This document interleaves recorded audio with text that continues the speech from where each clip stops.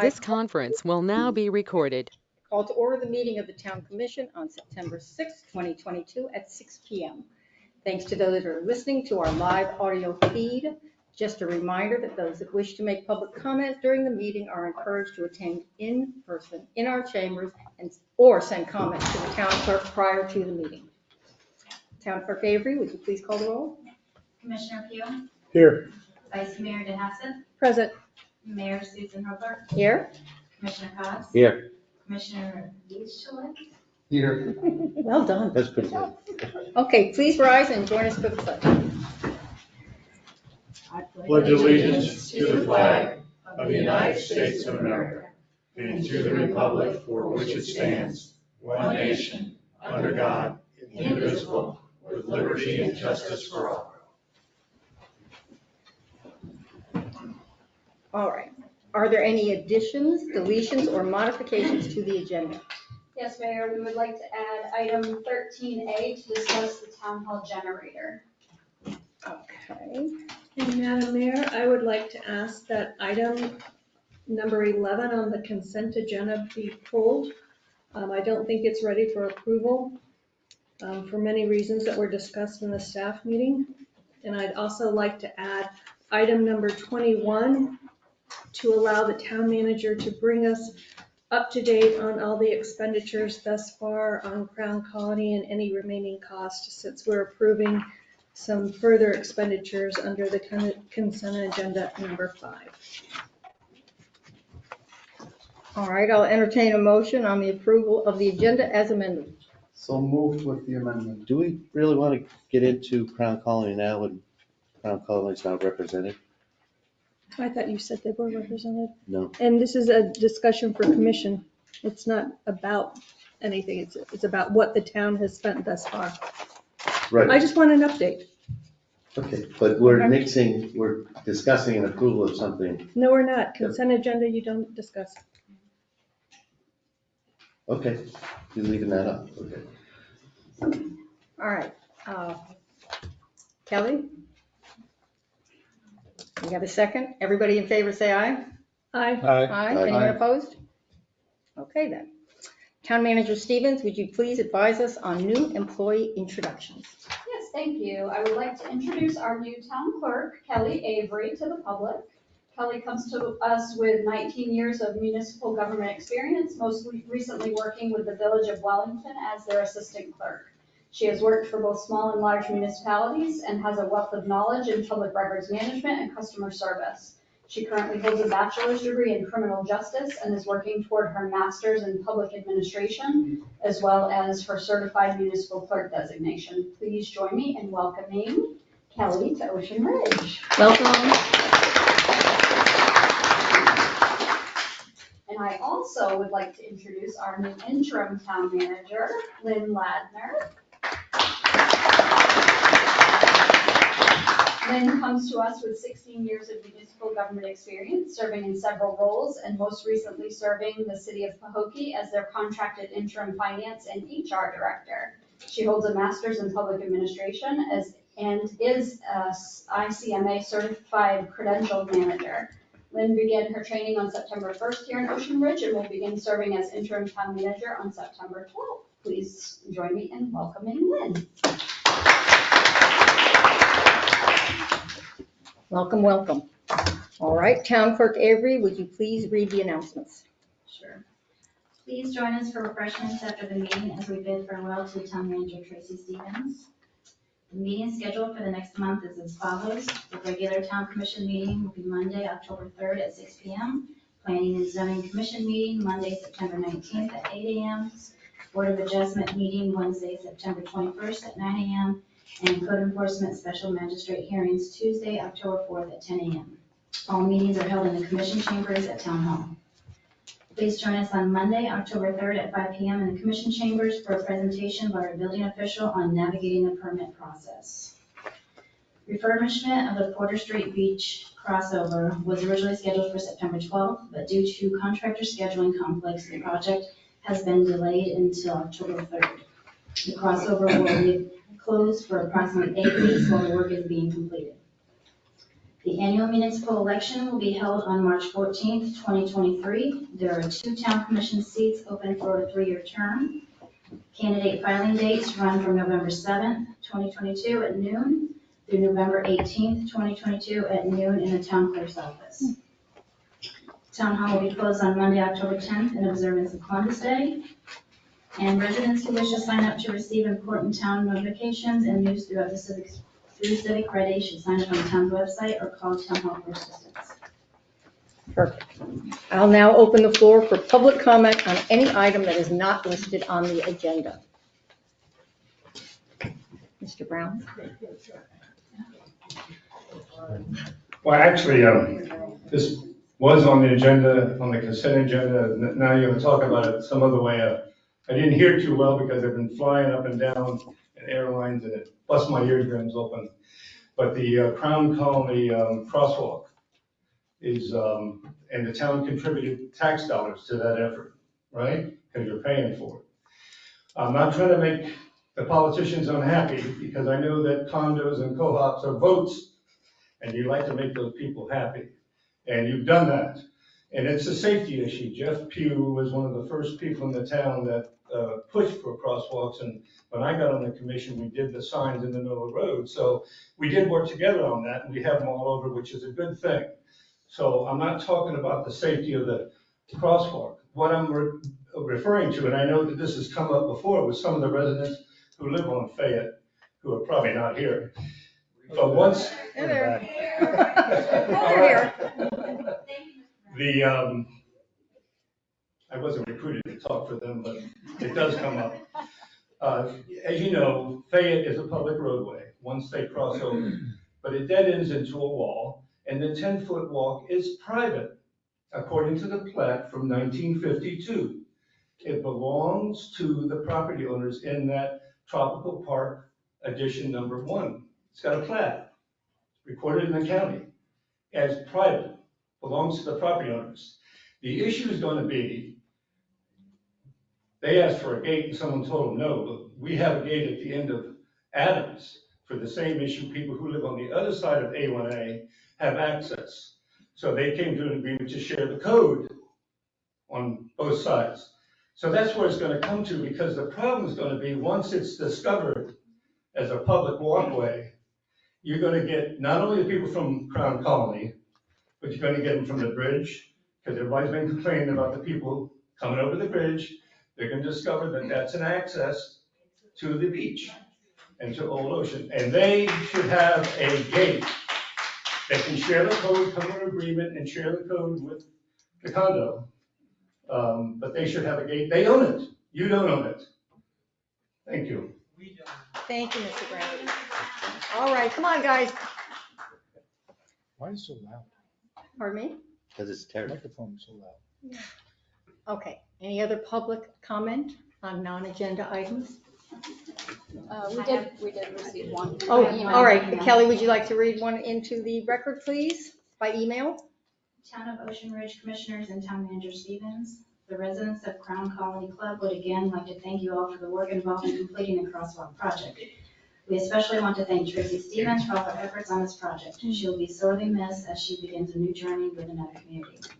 In reviewing the request that was made in terms of Crown Colony contributing financially to this project, we need to remind everyone that this discussion took place over 2 years ago when the question of lighting requirements took place. Just prior to that period in time, Crown Colony was required to build a new 500-foot seawall. This project has encountered a number of serious practical and legal hurdles. The first was COVID pandemic, which delayed the project by many months.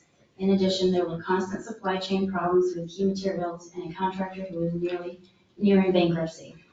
Adding to this dilemma is a hyperinflation, which has astronomically increased the cost of this project for our community. As part of the project, we were required to tear down 3 of our docks for construction that were not part of the replacement wall contract. The rebuilding of the docks had added $36,500 of unanticipated dollars to the original contract cost. The town is now requiring us to permit these docks, as it was said it wasn't a repair but a new construction. This is costing another $3,800. The town has also imposed additional costs for ground restoration and permit costs totaling $32,900 over our original budget. Initially, we expected to spend approximately $500,000 to complete the project. With the delays, town requirements, legal costs, and the hyperinflation economy, we anticipate an additional $190,000 is needed to complete the project. This doesn't include a major construction deficiency, which will shorten the wall life by 25 years. All these additional costs will have to be shared by the 148 resident owners of Crown Colony. Unfortunately, due to all these unforeseen costs and with many seniors on fixed incomes, they will be hard pressed to contribute these additional dollars. Again, the residents of Crown Colony want to thank the commissioners for completing this project, which will ensure the health and safety of those living in Ocean Ridge. Respectfully submitted, Crown Colony College Board of Directors. Thank you. All right. That's it for public comment? There we go. Approval of consent agenda. What have we got here? Item number 1 through 11, approval of consent agenda. Town Clerk Avery, would you please read this consent agenda into the record? 1 through 10. Oh, that's right. You got rid of 11. Number 1A, acceptance of the revenue and expenditure reports for July 2022. 1B, sign engagement letters of the fiscal year 22 annual financial statement audit with Nolan Holton Minor PA. Number 2, adoption of the minutes of the July 5th, 2022 special meeting, the July 5th, 2022 regular meeting, and the August 25th, 2022 special meeting. Number 3, approval of the updated job descriptions for the deputy town clerk and the administrative assistant. Number 4, approval of the memorandum of understanding between the town and the Palm Beach County Police Benevolent Association in reference to off-duty detail pay. Number 5, approval of the budgeted expenditure in the amount of $12,025 to Kilborn and Sons Asphalt for the installation of the Crown Colony Crosswalk. Number 6, approval of the payment of $351 per week to Keiko Landscaping for the removal of garbage along the Old Ocean Boulevard and the natural area until a part-time maintenance employee is hired. Number 7, approval of the allocation of fiscal year 22 Edward Byrne Memorial Justice Assistance Grant funding to Palm Beach County in the amount of $304,703.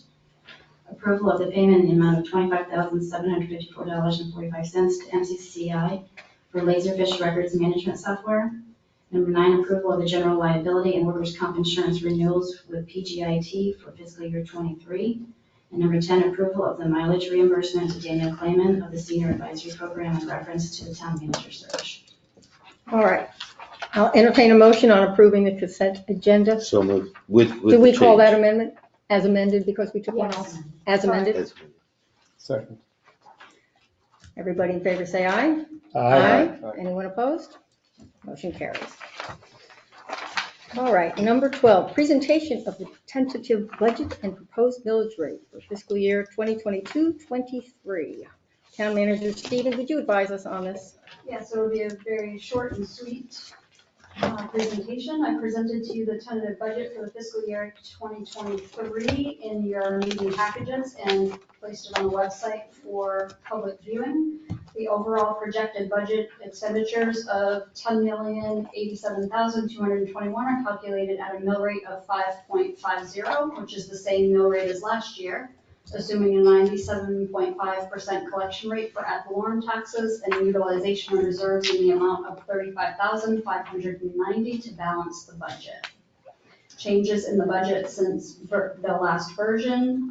In the budget meetings, we added a part-time administrative assistant position to the building department, adopted new salary range charts that were attached, and updated the reserve line item to reflect $8,698 from general reserves and $26,892 from building department reserves. And staff recommends approval as submitted. All right.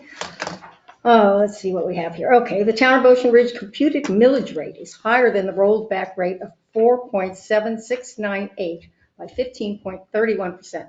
The millage to be levied is 5.500. I'll now open the floor to public comment.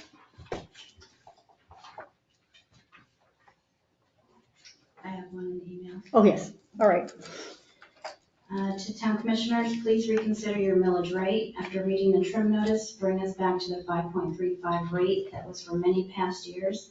With valuations up substantially, revenues will also increase substantially, even with a lower rate. think about as senior citizens who have to live on a fixed income. If at all possible, please make this change. For as seniors, every little bit counts. Thank you for listening, and you move forward. Thank you. We only had one by email, Kelly? Yes. Okay. I will now open the floor to public comment.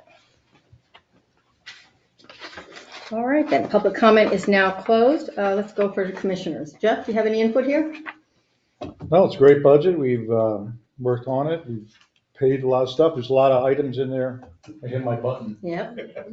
There's a lot of items in there we paid for that we didn't expect. And we got lucky with a lot of the DARPA funds and a lot of funds we weren't expecting. So that helped us out. And to balance the budget with $36,000 is a pretty good job. And without raising the tax rate, even though it is a tax increase, it's still, we didn't raise the tax rate. So I think the town's in good shape. Commissioner. Agreed. We're moving forward a lot of projects that have been long overdue, and having to do things like get new generators and new air conditioning units and, just things that wear out in our own house and wear out here at Town Hall. And I think we've made healthy strides in making sure that our staff is taken care of and raised some basic rates that were under market, and I feel good about it. Good. Martin? I'm happy with the budget as it is. I would have loved to reduce the tax rate back to the 535. However, we really got lucky this year. We had an increase in value in our community that was higher than anywhere else or close to anywhere else in Palm Beach County. So we got really lucky there. And even though we had a lot more revenue that came into our town that was available to us for this upcoming budget year, which would have made it hopefully possible to reduce it to 535, we were able to do things that we've been putting off for a long, long time. And anybody that knows how I feel about putting things off, I'm happy that we finally get to it. Let's just get it done before it breaks and costs us more money. So hopefully, if things go as well as it did this year, by next year we can reduce the tax rate again and go back to the 535. But for this year, I'm very happy. Thank you. Excellent. And thanks for the effort from staff. And one more thing, if I may, on that, one of the issues on that budget item is we have a part-time building clerk position that we open up, and in the sense of bigger government, that is a position that is not being paid from the taxes. That's a position that's being paid from revenue that comes out of the building department. So it's not something that our taxes, our ad valorem tax, is impacted on. It comes straight out of the building department and out of the revenue that the building department creates. So just as a throw out. Thank you. Thank you. Commissioner Paz? The town's getting older, and that's why we couldn't reduce the tax rate. The main infrastructure issues we have are drainage and the water pipes. And I think we allotted like $300,000 to $400,000 towards these things. They're necessary. When the Public Works Department or outside contractors come in to deal with our pipes, they're shocked because they're from the 30s, 40s, and 50s. We're lucky enough to have a couple from the 70s. So it's an expense that's going to be with us for a few years, hopefully not more. So all in favor, right? I agree. I think it's a very good budget for the hard times that we've had to dig in there because our infrastructure is a problem, amongst other things, and we're growing. Things are moving forward. And I want to thank the chief for all your help with the IT end and all the work that you did for us, Tracy, making it happen. So I'm pleased the way it worked out. There you go. Kelly, would you please read the resolution number 2022-11 by title into the record? Sure. Resolution 2022-11, resolution of the Town Commission of the Town of Ocean Ridge of Palm Beach County, Florida, adopting the tentative levying of ad valorem taxes for fiscal year 22 and 2023, providing for an effective date.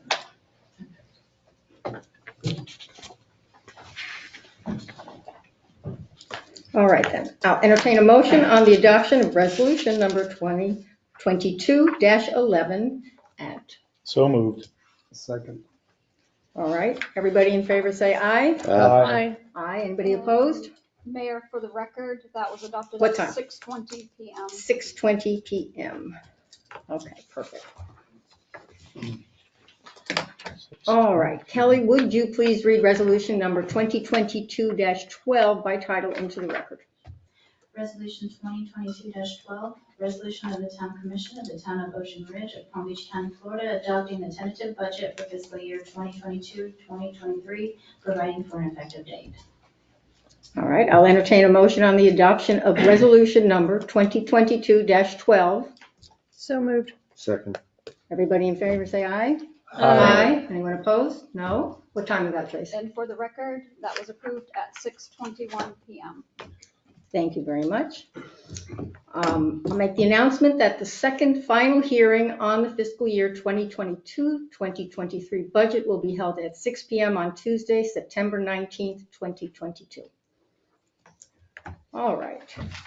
Regular agenda item, number 13, updated signage for Old Ocean Boulevard corridor, including Fayette and side streets intersecting Old Ocean Boulevard. Chief Jones, would you please update us on this item? Yes, so I have a couple things that I'd like to bring to the commission. Two of them I want to show you.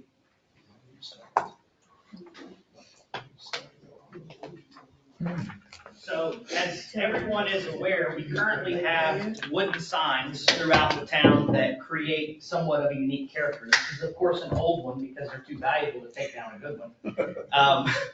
But as you can tell, this sign is a painted sign. It has no reflective capability, which therefore does not meet any of the statutory definitions that the Department of Transportation requires us to have for signage. If we choose to keep these signs, it's not a negative aspect. However, they do become unenforceable signs. As it relates to speed, that's not really a concern. As you've been told before, the speed limit has to be 25 or higher in order for us to enforce the speed limit anyways. So speed limit signs are kind of irrelevant. What I want to really focus on more than that is the maintenance that's required to keep these signs looking nice. As you walk down Old Ocean, you'll notice that many of them are faded and the colors look very similar to this. The wood is beginning to rot, and a lot of those signs are in pretty poor condition, so they would obviously need to all be replaced. If we choose to continue going with the wooden signs, it requires painting every 2 to 3 years. Because of the way these are painted and the colors associated with the turtle design, it's very time consuming for maintenance to paint. So we came up with the idea of creating a sign with similar characteristics on a metal background. So instead of you having a wooden sign, you would have all of the grain and all of the character of that sign, but on a printed reflective material that could obviously meet the statutory requirements, but also create a lack of maintenance need. The maintenance on these signs would be about every 5 years, and if it was faded, it would simply require a new sticker be overlaid to the existing sticker that's on here. So the problem is when you look at the back of the sign. If this were a metal sign, it would look very similar to this. You would be looking at an aluminum piece which looks ugly and nasty and could obviously be easily covered with either a piece of colored vinyl like blue so that it does have a colored background, or one of the other discussions that we had is actually keeping the wooden design and having the wooden sign routed out so that the metal sign fits into it. Therefore, keeping the character that everyone is used to seeing, but also creating the legal standard that we need to for the signage and reducing the maintenance associated with it. Now, if we did a combination of the two signs, obviously our upfront costs are a little bit higher because we're purchasing two signs rather than one, but the maintenance costs over time is going to be reduced because you're not going to have a man out there painting the sign with tedious number of man hours. So really what I need from the commission is, and from the residents, is some input and a decision on what signage design we want to stick with, whether we keep the wood, go to metal, combination of the two, or anything that's a variation of anything I've spoken about so far. Once we know what the town's desire is, then we can proceed with moving forward with the signage proposal. Now, the folks on Fayette have obviously a unique desire because they have signs at the end of their street that say dead end, children at play, the street name, et cetera. And there's really no space on that existing post to put a new sign without it being even more chaotic than the current sign is that's there now. So as she brings the photo up for everyone to see, I would actually like to be able to work directly with the residents from Fayette to incorporate a single sign that says everything that they want to say in one sign versus having 5 signs on one post. That is what currently exists at Fayette on one side of the street. And as you can tell, there's really nowhere else to put a sign on that post. And then on the opposite side of the street, we have that post, which if you'll scroll down one more, it has 2 signs on it already. So we would like to then match whatever sign we put on Fayette on both sides. So there's one single sign that maybe says something like dead end, no turnaround, and no beach access. If that's something that is amenable to the residents and also to the commission. So that would address Old Ocean as well as Fayette. All the remaining signs along A1A that are going to be placed on the back of the stop sign posts that are currently there would be metal signs to keep with the industrial look of the signage that's already on A1A and therefore reduce the maintenance and the costs. Is there any questions from the commission at this point about the signage and the ideas associated with it? They still, no matter if it's metal or wood, it's on a wooden post. Correct. The wooden posts would remain no matter what sign we decided to go with. The metal posts are just absolutely ugly. They rust and they're flimsy. So we would stick with wood. And speaking of rust, the 2, let's call them screws that attach through the metal Yes, sir. are stainless steel, no rust or. Correct. Like height. All of the specifications moving forward, and Billy and I have started doing this over the last 2.5 years. Any signs that we've erected have all been stainless steel hardware. So Chief, outside of Fayette, I know that there's probably about 5 or 6 other feeder streets that go to Old Ocean. What will be on that sign? Those are the signs that we've spoken about that would say local traffic only. That is the original design anyways. If there's a different desire, we can obviously go down that route. That is a readily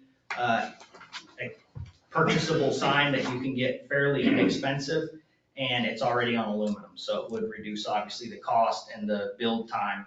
And those signs would go on all of the streets from, I believe we decided Edith Street south that have any kind of roadway that heads towards the east.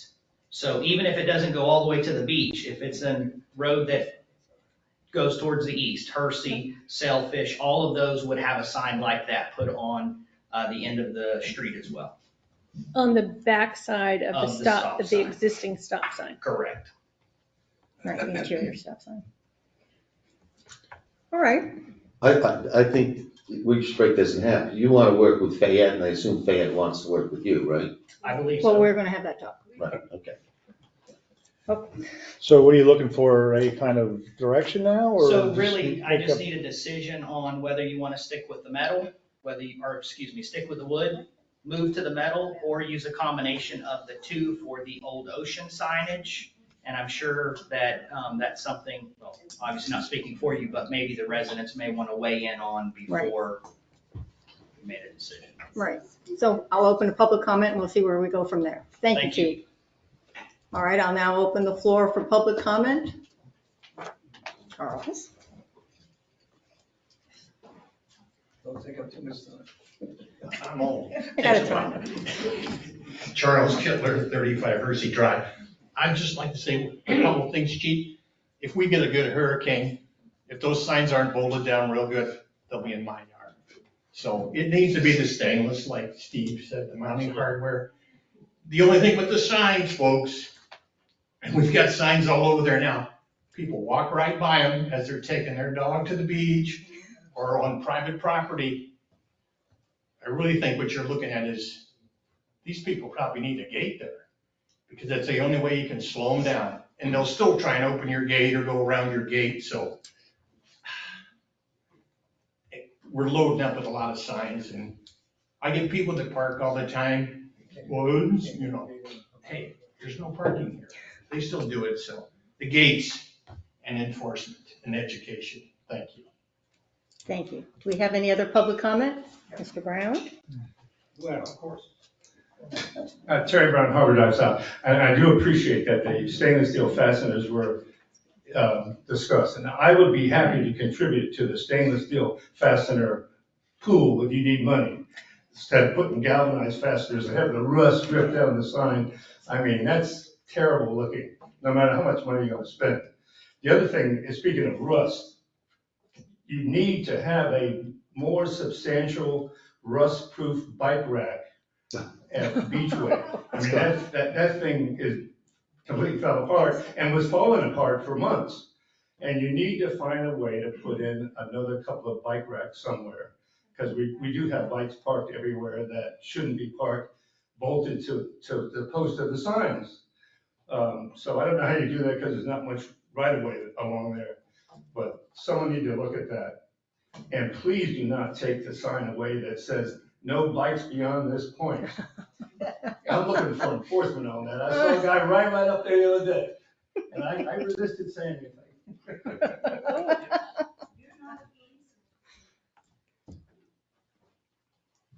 Great point. Victor Martel, 46 Harvard Drive South. You know, the problem that we're running into in Old Ocean and that area is that we're so sign polluted, but a lot of these things, and I remember Chief in a news article quoting this, if we're not gonna enforce stuff, why have it on the books? Right. Seriously, for example, you guys, or somebody came up with this 13-mile-an-hour thing with no thought of, the cars aren't the problem. It's the people and the bicycles. Why don't we have a sign on every stop sign that says every bicycle needs to stop at a stop sign? Because 100% of them run through every friggin' stop sign and nobody does anything about it. Let me tell you what, if you enforce that, we'll have no bicycles on Old Ocean. So that eliminates a person. Now, I'm not saying that's a bad thing or a good thing. I'm just saying, if we're gonna enforce something, let's enforce it. If we're not gonna enforce it, then let's take it off the books. And what Terry said, which is really important, we have a problem with bicycles on Porter Street Crossway.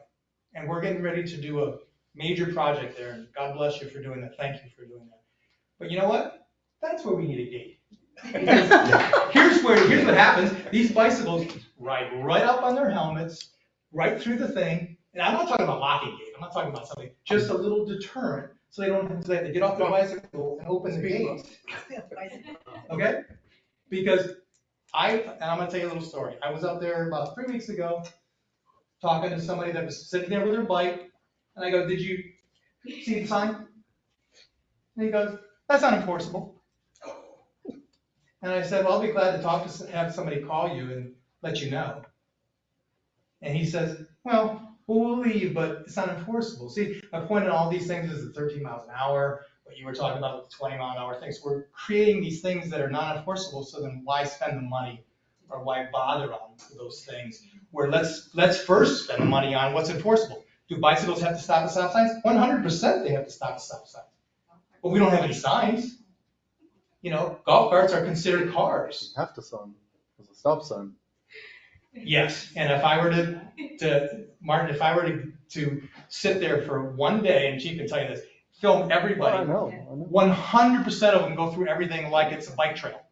Bikes, golf carts, cars, 100%. all And, run through you there. know, there's far less golf carts than there are bikes because it's like, my gosh, we're bike polluted on there because they think it's a path. Now, people, what are you gonna do? I mean, they walk in the middle of the street, there's not much you can do about that. But the bicycles, you wanna eliminate 50% of them? Make them stop at every stop sign. I mean, all I know is I've been here 26 years. When my kids went to a stop sign, just for their safety, I told them you stop at every stop sign. Because I don't want you to get hit by a car. Not because I wanted the chief to pull them over. You know what I mean? But that's the difference. So let's, okay, put right below the stop sign, say bicycles must stop. And ultimately that'll get rid of them because half of them won't want to come anymore. And then ultimately some other things. But let's stop polluting with signs that we can't enforce. And then, I think it's a really, and this might be. Victor, we need to tie up. Okay, my idea, put a gate at the Porter Street so that the bikes just don't ride up there. Because, or something that stops them from just thinking they can use it as a bike trail. Thank you. Lucy Brown, Harbor Drive 7. I never know what Terry's going to say before he says it. We don't either. But I do. But I want to say something about the signs and enforcement. And I want to say I am a complete dog lover, and I know dogs love the beach. But the fact that everybody in Palm Beach County knows that the no dog on beach signs in Ocean Ridge doesn't mean a thing. Nothing. So we have people coming over. I've seen people in golf carts with big dogs park at at Terry's parking place on take the dogs out and they go on the beach and it's fine. Nobody says a word. And I don't mind. I don't care. Whatever you want to do about dogs, it's fine. However, enforcement is a problem. If you want to have no dogs, no glass, no this, no parking, but the no dogs, that one doesn't matter. You have to enforce all of it or none of it means anything. I can assure Thank you. I can assure you that the police officers out there, hold on, yeah. Okay, wait. I can assure you that the police officer out there that patrols the beach does stop people that are with dogs on the beach. But it's I can tell you from personal experience. Yeah. And my dog is allowed to be on the beach. No. Is that everyone knows it doesn't mean anything. All right. I Do we have any other public comment here? Y'all? Any other public comment? Okay, so I'm going to close the floor to public comment and we will have commissioner comment. Commissioner Pugh? On the signs, I think is what this was. Type of sign, I need to hit my Yes. button again. Getting back to the type of signs. Correct. Our mission statement in the town of Ocean Ridge is to keep a well-maintained, beautiful town. Now, the metal signs need to go, and that's why we did it years and years ago to get rid of the metal signs, except for A1A. You want to keep the A1A because the corridor, because it is a state road. However, all the signs that lead around town, Old Ocean, into each one of the Fayettes or other roads that lead east and west, such as Harbor Drive, should be the wooden signs. However, with the wooden signs, we should do the inlay, like we talked about. And the inlay is a great idea, and with proper stainless steel carriage bolts, so everybody seems to want to, with that proper hardware, those signs should last quite a long time. Any sign's going to blow down in a hurricane, just the way it's going to be. I mean, no matter what you do with it, depending on the wind speed. But the look of the town needs to stay the way it is. We have enough money in the budget to put these signs up, keep the town looking the way it should look, which is very well manicured, and do one step more in putting the aluminum signs in there, which actually look pretty nice. It's a lot better than I thought it would look. And just replace those as needed. Now, the wood is definitely going to rot over time, but you're going to get a lot longer with the fact that you're going to be able to put the inlay inside of it. So I'm definitely for the combo, because I think it just maintains the look of our town, which you want to do. You don't want to cheap out in certain things. So that's and I think we have the money in the budget. I think we should do it. Shouldn't be any real thought about it. Now, regarding the amount of signage, any way to reduce the amount of signs is always a good thing. I think the signs on Fayette, you're going to have to, that sign may end up being 2 very large signs, so that's going to be a little bit of a work in progress. I also think that the dead end signs, though, you should have an inlay that's very noticeable. You keep the yellow and the black so that you can see people say it says dead end. But those are certain things you're going to have to work on. Other than that, I think we revisit the signs every 5 years. So this is a new revisitation of the signs, but I think it's actually a good idea though with the inlay. I think that'll help out our maintenance costs down the road. All right. Christine? I agree with Commissioner Pugh. I like to maintain the character where we can.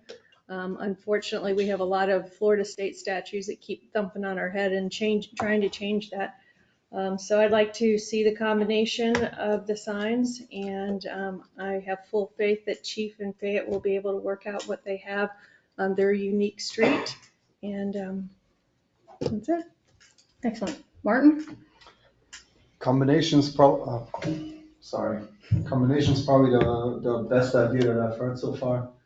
It's always the hybrid version of something that is truly the best. I know wooden signs, I have them on a property myself, and they just deteriorate with time and are not as nice anymore.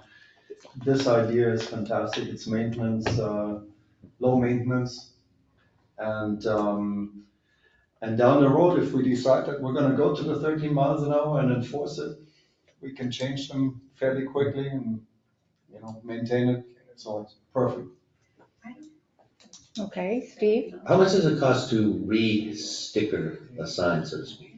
So the cost of the sticker and the metal sign combined is $195. Yeah. The large portion of that is the metal cutting of the actual back plate that the sticker goes Right. on, because it has to be custom. So when we replace stickers, what's that cost? So I think we're probably gonna end up being around $65 at most. Per sign. Sticker replacement. Yes. Correct. And it may be less than that even if we order them in a bulk number and just keep them in stock, and we don't even have to then have them printed one at a time. We just replace them as needed. And for $65, who installs or reinstalls a sticker? Is this Billy or is this the? Yes, we can do it ourselves, We can do because it it's literally is just a matter of cleaning the background with soap and water and reapplying a new sticker. Okay. As far as all wood versus combo, I think we all kind of agree on combo, but I'm not very visual, as my wife will tell you. But if you have the metal that has the white sticker on the front that looks like wood, you have the back half of the metal that has a blue sticker on it, or a white sticker, whatever we prefer, on a 4x4 pole, I don't really know if that would look that bad. It's gonna look like metal because it's gonna go like this in the wind. You think it You know, will? yeah, it's gonna The thinness look of like, it. it's gonna look cheap, and it's not a cheap. No, I'm not, I'm just Yeah, he's asking. visualizing it. Yeah, I'm yeah. saying to myself, I get it. I'm driving down the road. I'm gonna see what I think is a wooden sign because it's designed to be like that. Plus it's softer. I mean, wood's softer than a Softer around the metal edges. Okay, cut out. that's Okay, it. all right. So the hybrid's an interesting concept, mostly for saving some money there, but keeping a bit of the character. I agree with Jeff that this is an important thing for the town, for us to keep our character, and we have money in the budget, and that's one of those things that I think we spend on, it's worth it. The signs themselves, yes, I think we're just gonna have to face the fact, we're gonna have a lot of signs. Just civilization, whatever, there's more and more signs necessary. I really think that's a great idea to work with Fayette, because that's a lot of signs down there, and any concept you can come up with to make it not so much even look better, but be noticeable. You know, you can't, if you go by and there's too many signs, you just don't read. And now they're in the street and they're turning around doing exactly what the sign said not to do. So if you can work with them, maybe we can come up with some really good ideas. So I appreciate that. And I guess that's it. So I will entertain a motion on, we're going to talk about the material of the signs, So if we could just get a motion that we go with the hybrid sign right? for a budget not to exceed $14,500. So moved. Second. All right, everybody in favor? Aye. Anybody opposed? Motion carries, so we should probably do a second motion, Christie, on, or just direction for the chief to work with Fayette. Direction is fine. All right, you got it, we all Thank agree. you. All right then. Did we add something or take something away before we jump down 13A there? generator. That's right, I knew there was one. All right, so agenda item 13A, are you going to speak on that, please? Yes, I'll handle that as well. So as we prepared for the budget for the 2022-2023 fiscal year, one of the items that we brought before the commission was the need to replace the current generator here at Town Hall.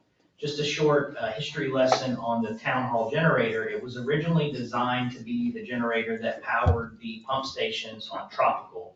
And when that design was originally came up with, it was thought that we would need a 250 kW generator to power those areas down there for that purpose. Since the generator was too large to fit in the footprint of the area where it needed to go, it was reallocated to town hall. What none of us knew until recently is that the generator was actually bought refurbished. So it's now over 20 years old.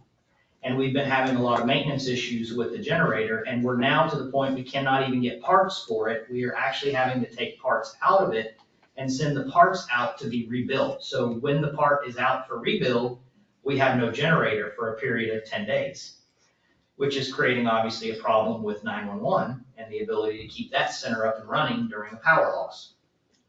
So we brought that before the commission. The commission agreed to budget $150,000 for the replacement of that generator.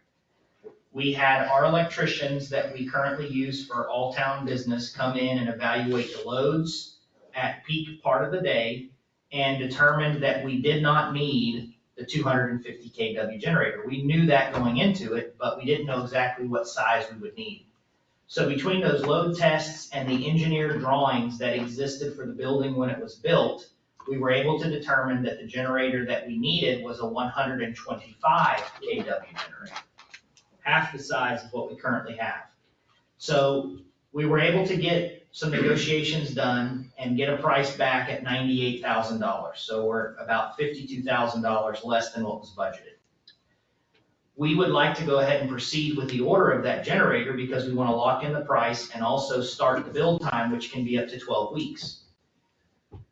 In order for us to do that, we need to expend the down payment portion out of this fiscal year because the down payment is required at time of purchase. So that is why we're before you tonight, is to ask whether or not the commission would grant us permission to go ahead and purchase the down payment portion that we need out of current fiscal budget year, and then obviously take it out of contingency this year. It would then go back into contingency next year, which was budgeted for anyways.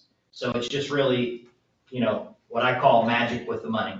But we would need that permission from you because the last discussions we had was that we could proceed with an order, but not to expend dollars until after October 1.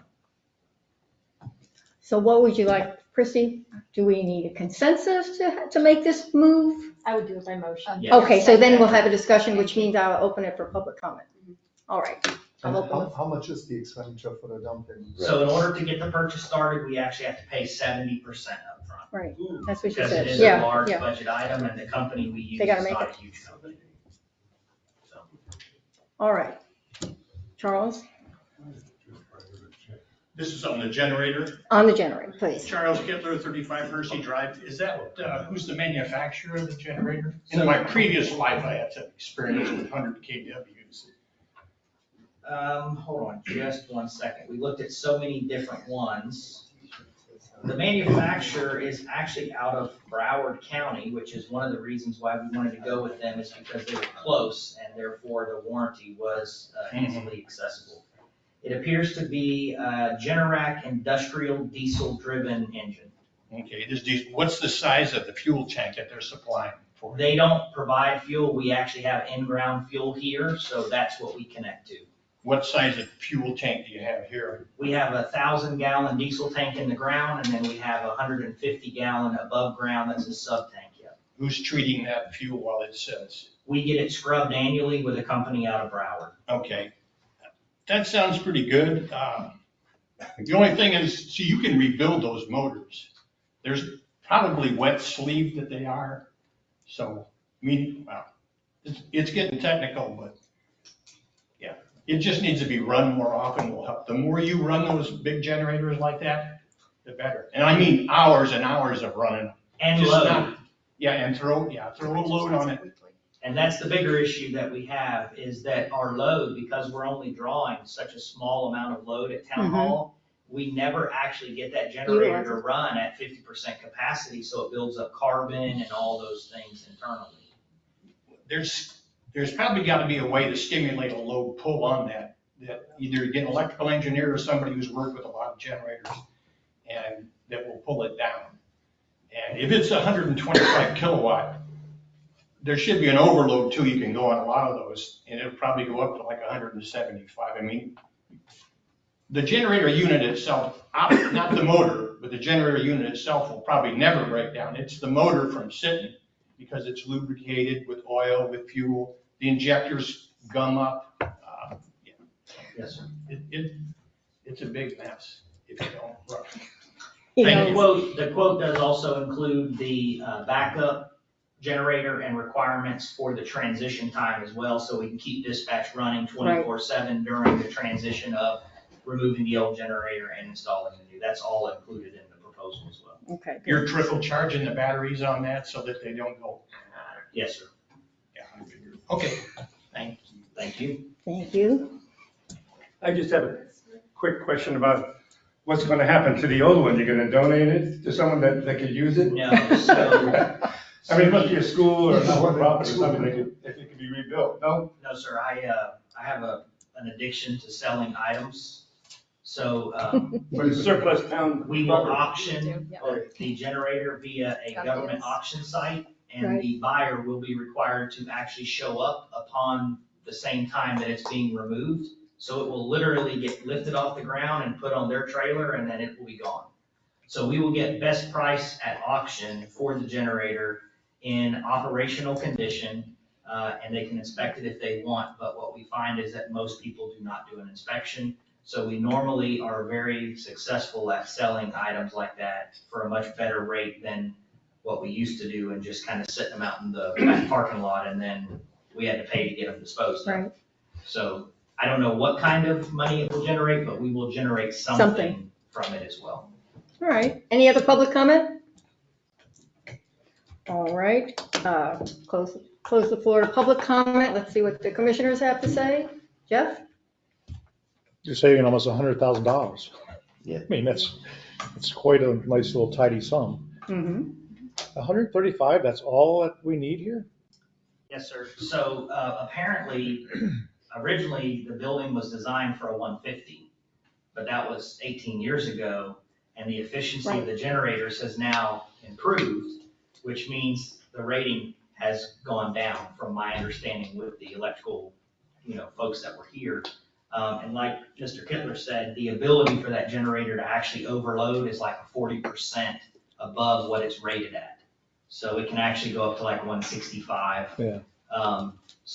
But we were drawing it down with every air conditioner in the building on, which is obviously not normal. And in the middle of the day when everything was being used and we were not approaching 50% of 125. So we're going in the cautious round, just because of the purpose of the generator, obviously. And then also, we wanted to be able to negotiate with someone that we knew versus just putting out some type of a bid and then not knowing who the contractor was going to be that would show up to do the work. And here we are stuck with a long-term problem instead of a solution. All right. All right, Christine? Great research.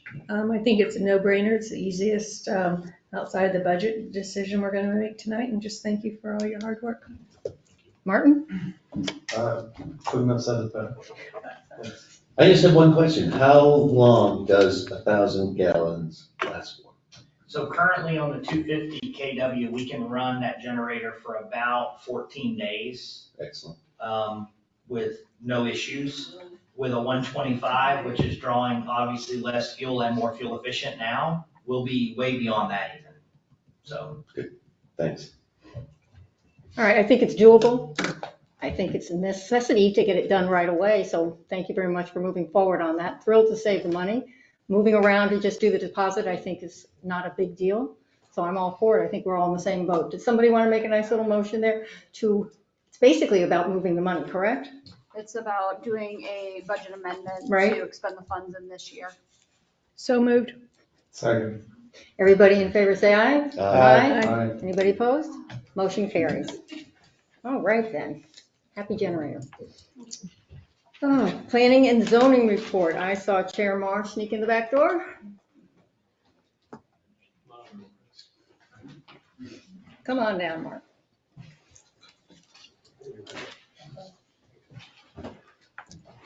Good evening. Good.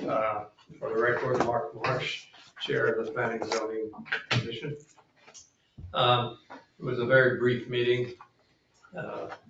We called to order and there was no public comment.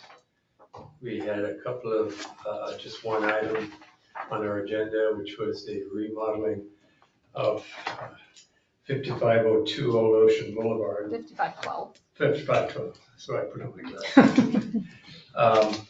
And actually it brought up an interesting point because one commissioner did raise a question whether there was a limit to how much renovation could be done without addressing the whole image or the style of the house. And I think it's something that may come down the pike later on. But in this case, it wasn't appropriate. Obviously, it was so minor in terms of the whole project. So that was passed and approved. The other item was a data calculation.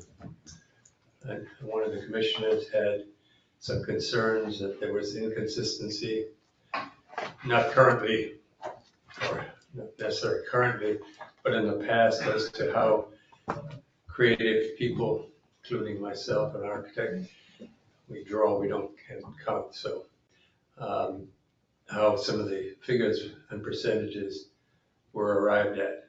And I think as a result of that, staff have responded. And I think it showed that the inaccuracy was very minor. And so there was nothing else of consequence. And as I said, it was a fairly brief but meeting. And no new items except for the two I just mentioned. So I'll answer any questions if the commission has any. Any questions for Chair Marsh? I think we're good. Chair Martin, or Commissioner Martin is there, so I didn't say a word, so I think. I know, when you said no comment, I'm going, huh? Okay, thank you. Thank you. Just have to ask, you want me to speak? Town Manager Stevens, would you please present the town manager's report? Yes, I will present my very last town manager's report, yes, Madam Mayor. In the month of August, we celebrated the employee anniversary of our dispatcher, Courtney Hammond, who has served the town for 8 years. We thank her for her service and her dedication to the town. The town received its second half of ARPA grant funds in the amount of $489,835, which is great news. The Florida Public Utilities petitioned for a permanent rate increase as well as an interim increase in rates to generate revenue for its natural gas service. The commission will utilize a test year in 2023 for purposes of setting rates for FPUC. The stated reasons for the rate increase are capital investments to expand service to new customers and underserved areas of the state, technology investments to upgrade reliability to the network and address cybersecurity measures, enhance safety, and address inflation. The PSC will conduct customer service hearings virtually and in person in August and September to receive comments from customers regarding the company's quality of service and request for rate increase. If anyone would like to testify before the PSC, they must sign up in advance. Additional information is available at Town Hall in the clerk's office. And as I depart Ocean Ridge, I want to thank the Town Commission and the residents for the opportunity to serve as your town manager. It has been my extreme pleasure to serve you all for the last 6 years. I also want to thank the employees for their continued dedication to the town and remind residents that employees are your greatest assets. The town is very fortunate to employ such incredible professionals. I will miss you all very dearly. And I leave you with this quote from John Nalbandian.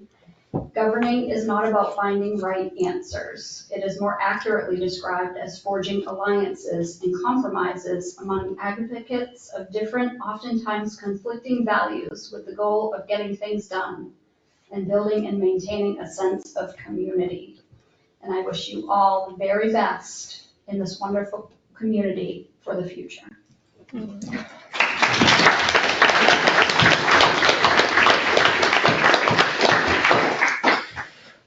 Town Attorney Godot, do you have anything to report? I do not. Oh. I do not. And not. Chief Jones, would you like to present the police chief's report? The report and the data associated with the report are contained within your packet. Review of that data, there's no inconsistencies from previous months. There's nothing to be concerned with. You will see in next month's report, we did have a rash of vehicle burglaries that took place on the south end of town this past week. With the technology that we've implemented over the last 9 months, we were able to identify a suspect, a license plate, and a suspect vehicle within about 14 minutes of getting the first complaint. So we actually had task force agents from the Broward Sheriff's Office, which we're a member of, and the Palm Beach County Sheriff's Office, which we're a member of, sitting with that vehicle within 30 minutes in Broward County, watching it and making sure that the suspects weren't committing additional crimes in other communities. That investigation remains ongoing, but it was a great success due to the license plate recognition cameras that we recently installed in areas like Island Drive, Sable Island Drive, Inlet Cay, and some of those areas, because the suspect vehicle, although they struck in the south end of town, they were shopping throughout the town. Sure. At about 3:30 in the morning. Every vehicle that was burglarized was unlocked, and everything that was of value that was stolen was left obviously in the vehicle. So please, as a reminder, lock your vehicles when you park them at your home or your place of business, just as a preventative measure, because there were a lot of areas of the town that were very well secured and had 0 thefts and 0 burglaries as a result. So that's a simple reminder. The fire chief, the new fire chief from the city of Boynton, is supposed to be in attendance in our commission meeting next month.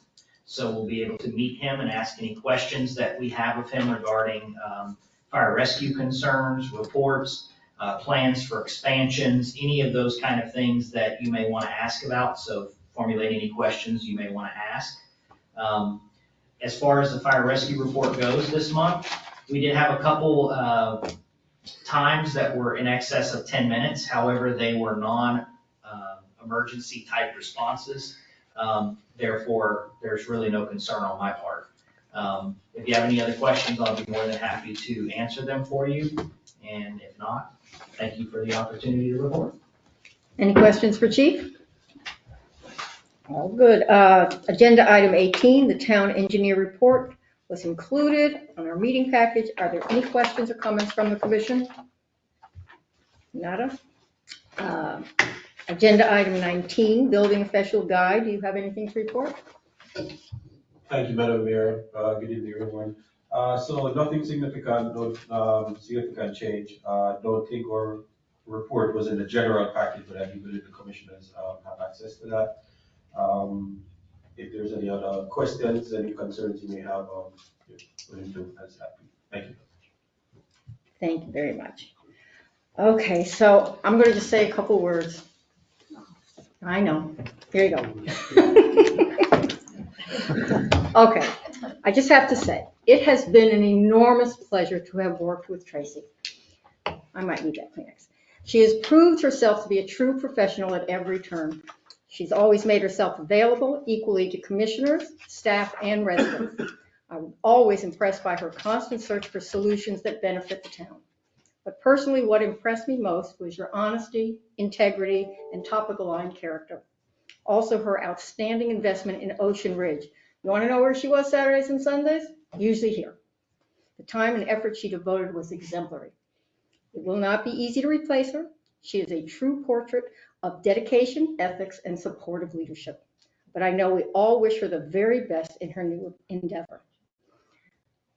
I got through it. Okay, so we have a little gift from the town. Oh my God, Kelly. Oh wow. This is for you. Thank you so much.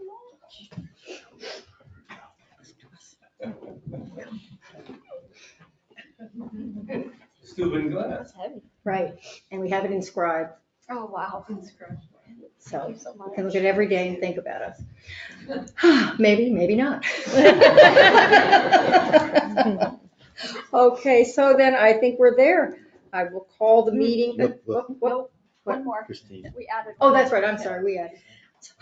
And if I had known what you were gonna say, I would have Right. switched places. That's a very hard act to follow. Yeah, go with it.